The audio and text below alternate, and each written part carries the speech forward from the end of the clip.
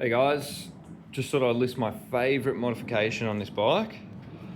It's probably not what you would think. I've got a couple of things on here, got an exhaust, got tail tidy, got a few little bits and bobs, but my favourite thing so far, these tank stickers. I honestly think it transformed the ride. I felt like I can grip the bike heaps better.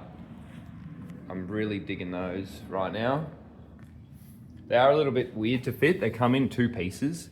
So you've got the rubber that's separate from the adhesive. So you stick the adhesive down, peel off the other layer from the adhesive, and then you put the rubber on it. Well, that's how I did it anyway. Whether that's the right way or not, I don't know. I'm assuming it is because you'd want to make sure it's flat. And one of them I didn't get completely flat. There's a little air bubble in there, but nonetheless, they're sticking on and they haven't come off. And I really like the way they make the bike feel.